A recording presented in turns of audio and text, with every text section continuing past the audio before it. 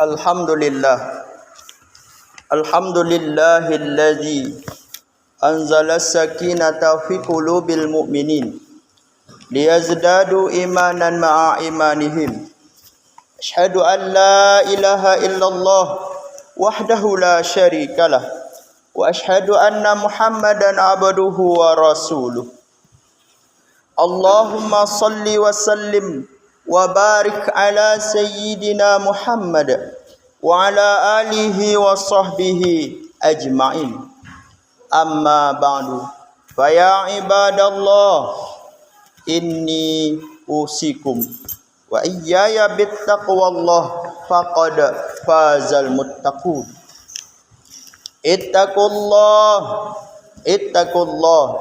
Ittaqullaha haqqa tuqatih wa la tamutunna illa wa antum muslimun.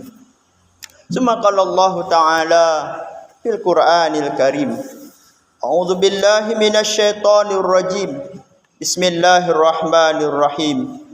Wa inna 'alaikum lahafizin kiraman katibin ya'lamuna ma taf'alun. Shadaqallahul azim. Ku berlindung kepada Allah dari godaan syaitan yang terkutuk dengan nama Allah yang Maha Pengasih, Maha Penyayang. Dan sesungguhnya atas kamu ada yang mengawasinya, yaitu kiraman katibin, malaikat kiraman katibin, malaikat yang mulia. Ya'lamuna ma taf'alun, dia mengetahui apapun yang kamu kerjakan. Maha benar Allah yang Maha Agung. Surah Al-Infitar ayat 10 sampai 12. Ma'asyiral muslimin, sedang jemaah Jumat yang dirahmati Allah Subhanahu wa taala. Puji dan syukur kepada Allah, selawat dan salam pada junjungan kita Nabi besar Muhammad sallallahu alaihi wasallam.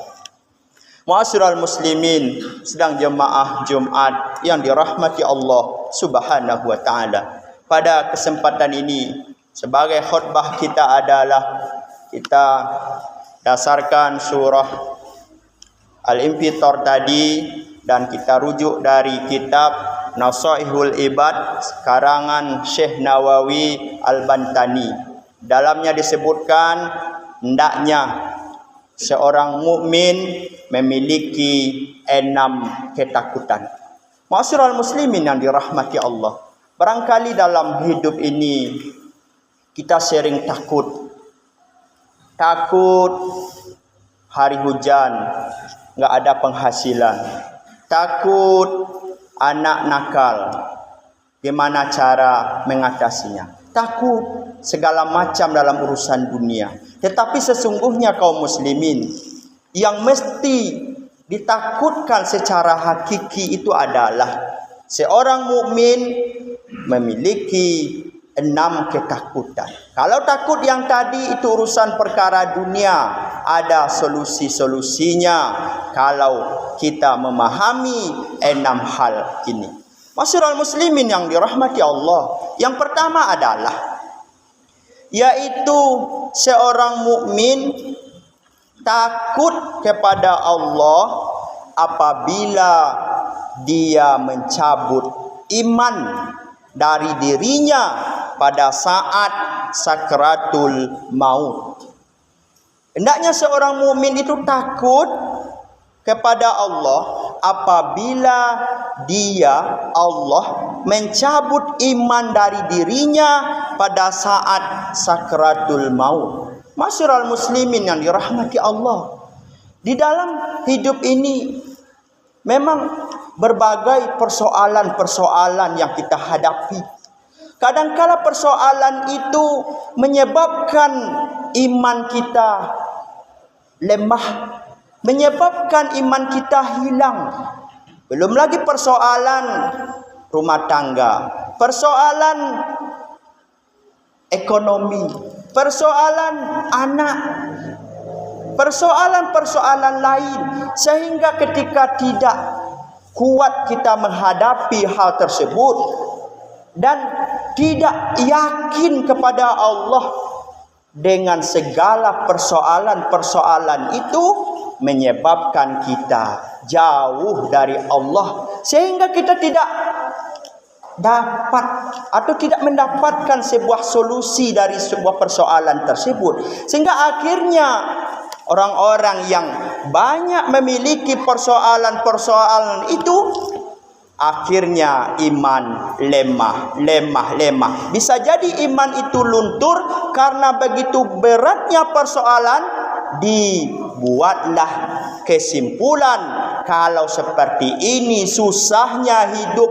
besarnya masalah, diambil kesimpulan mencari jalan pintas dengan cara-cara yang tidak baik, yang disebut dengan bunuh diri. Maka ini yang mesti kita takutkan. Sudah banyak masalah-masalah hal ini terjadi di kampung-kampung kita. Tidak putus, tidak selesai persoalan-persoalan, sehingga akhirnya dia mengambil jalan pintas, bunuh diri. Oleh karena itu, ini yang mesti kita takutkan. Takut ketika sakratul maut, iman dicabut oleh Allah Subhanahu wa ta'ala. Oleh karena itu, mari kita perkuat iman.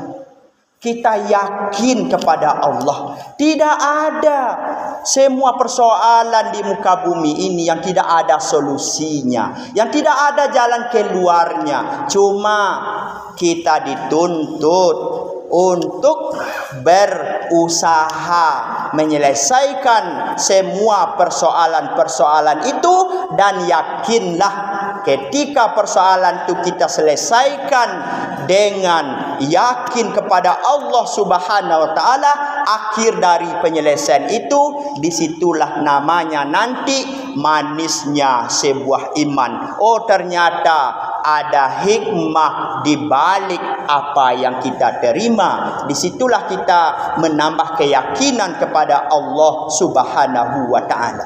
Kemudian yang kedua, yang mesti kita takutkan adalah orang mukmin hendaknya takut kepada para malaikat pencatat amal apabila mereka mencatat perbuatan yang sangat memalukan untuk dibeberkan nanti di hari kiamat. Masyiral muslimin yang dirahmati Allah, kita yakin ada malaikat yang mengawasi, malaikat kiraman katibin, malaikat yang mencatat amal baik dan amal buruk. Apapun kerja kita, apapun perbuatan yang kita lakukan, kadangkala perbuatan itu ada yang tersembunyi, yang bertentangan dengan syariat, bertentangan dengan aturan-aturan agama, tetapi orang nggak tahu, orang nggak lihat. Lalu kita lakukan perbuatan tersebut, dan akan tersembunyi. Kita bangga, kan nggak ada orang tahu. Kita melakukan suatu kesalahan yang besar, lalu nggak ada orang yang tahu, disembunyikan terus. Nah, ketika kita mati dalam hal tersebut, maka rugi kita. Nggak ada rasa kita mau sadar dengan kesalahan itu. Tetapi ketika kesalahan-kesalahan yang kita lakukan diketahui oleh orang, diketahui oleh banyak orang, kita merasa malu. Padahal sesungguhnya kalau dibeberkan di muka bumi ini lebih mulia daripada nanti dibeberkan di akhirat. Dalam sebuah hadis disebutkan, dari hadis riwayat Tabrani, fuduhud dunya ahwanu min fuduil akhirah. Malu di dunia yang dibeberkan kesalahan-kesalahan kita lebih baik, lebih mulia daripada nanti kesalahan-kesalahan, dosa-dosa yang kita lakukan diperlihatkan, dibeberkan di hari kiamat. Masyarul muslimin yang dirahmati Allah. Jadi banyak pekerjaan-pekerjaan mungkin kita merasa aman. Tidak tahu orang lain. Tidak dilihat oleh orang lain. Bisa jadi karena kita orang yang kuat. Bisa jadi karena persekongkolan dengan bawahan atau dengan teman-teman. Enggak diketahui oleh banyak orang. Lalu kita merasa senang saja. Oh, enggak ada hukuman bagi saya. Oh, enggak ada teguran bagi saya. Padahal sesungguhnya itu adalah sebuah musibah yang besar. Kalau di dunia dibeberkan, hanya beberapa orang saja yang mengetahuinya.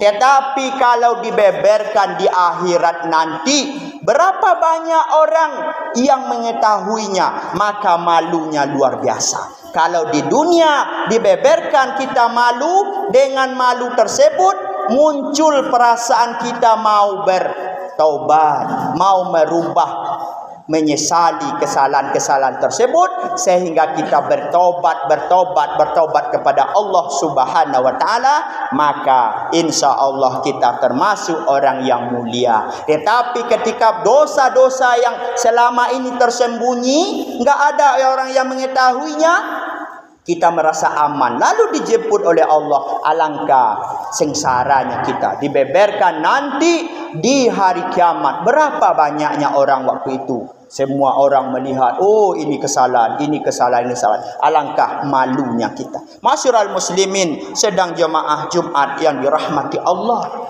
Kemudian yang ketiga, seorang mukmin hendaknya takut kepada setan yang merusak pahala amalnya yang baik. Kenapa? Karena setan itu pertama tugasnya melarang. Ada orang mau berbuat baik, dilarang. Jangan berbuat baik, jangan berbuat baik. Enggak mampu dilarang, dibiarkan. Dibiarkan.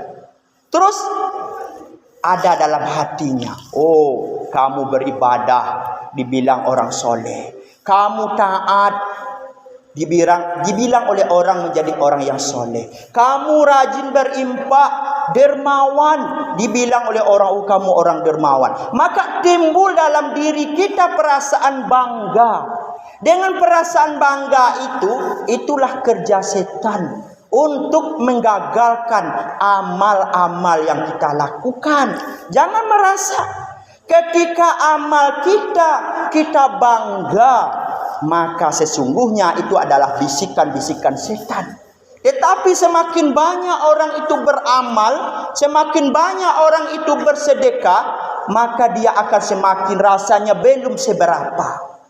Oh, dibanding dengan orang-orang yang soleh, dibanding dengan kesehatan yang diberikan oleh Allah, dibanding waktu yang diberikan oleh Allah kepada kita, masih belum berapa amal kita. Tetapi setan terus membisikkan, sehingga dalam diri kita masih ada perasaan-perasaan angkuh, perasaan sombong, perasaan kita menganggap kita orang yang terbaik. Karena itu jangan kita mengikuti langkah-langkah setan tersebut. Wala tattabi'u khutuwati syaitan, innahu lakum aduwwum mubin. Masyarul muslimin sedang jemaah Jumat yang dirahmati Allah Subhanahu wa taala. Kemudian yang keempat, yang mesti kita takutkan sebagai seorang mukmin adalah takutlah kepada malaikat Israel yang mencabut nyawa yang tidak diberitahunya, yang secara tiba-tiba pada saat itu kita dalam keadaan lalai, pada saat itu kita dalam keadaan berdosa. Takut. Mungkin waktu ini atau Ramadan kemarin kita masih diberikan iman, dijemput oleh Allah dengan iman, bagus, alhamdulillah. Tetapi ketika kita sedang berdosa, ketika kita sedang lalai, ketika kita sedang ingatan hanya untuk dunia, tidak diberitahu kepada kita bahwasanya kita akan meninggal. Baru tadi subuh masih berjamaah bersama kami di masjid, di musola, bersama berjamaah. Setelah itu masih ngobrol. Lalu tak lama kemudian terdengar dia sudah meninggal. Tak tahu. Kalau masih dalam keadaan ada iman, alhamdulillah. Tetapi kalau dalam kondisi lalai kita, kondisi sedang berdosa, alangkah sengsaranya, alangkah ruginya kita. Oleh karena itu mari kita siapkan diri. Ketika ada waktu kita lalai, cepat kembalikan. Ketika waktu kita sedang berdosa, cepat bertobat.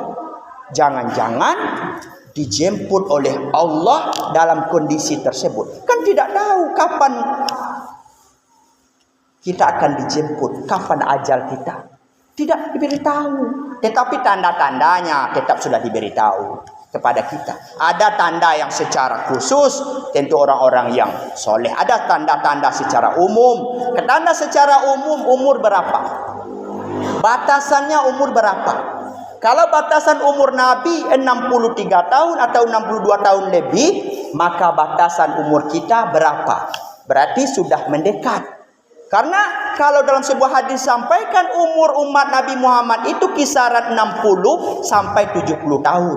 Kalau kita sudah 70 tahun, berarti tidak berapa tahun lagi jatah yang akan kita terima. Masyarul muslimin yang dirahmati Allah Subhanahu wa taala, maka kita persiapkan diri kita untuk menghadap malaikat Israel yang akan mencabut nyawa kita.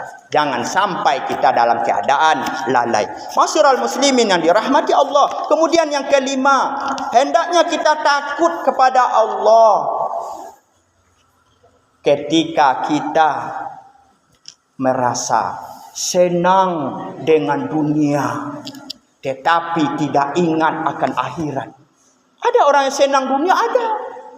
Senang dengan jabatan, mengejar jabatan. Senang dengan harta, mencari harta. Senang dengan kendaraan, beli mobil ini, beli mobil itu.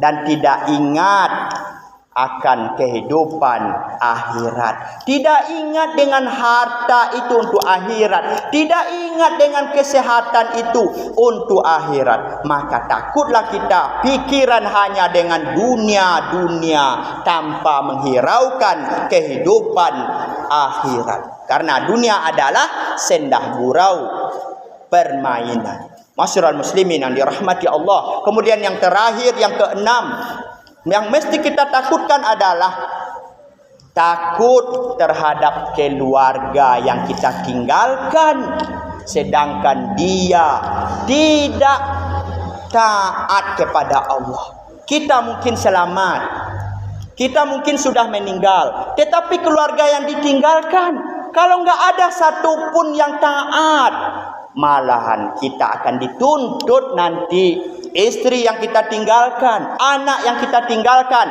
akan dituntut ketika kita tidak mendidiknya, ketika kita tidak memberikan pengajaran kepadanya, pengajaran yang baik. Kalau sudah kita berikan, tentu sudah selamat. Tetapi ketika kita sibuk dengan kita saja beramal, beribadah, sedangkan anak dan istri tidak, maka akan dituntut di pengadilan Allah Subhanahu wa taala. Mudah-mudahan apa yang khatib sampaikan bermanfaat kita semuanya dan juga khatib yang menyampaikan.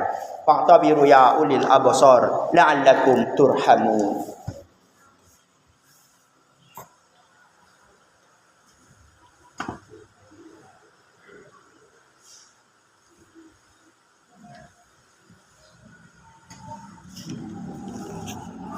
Alhamdulillah.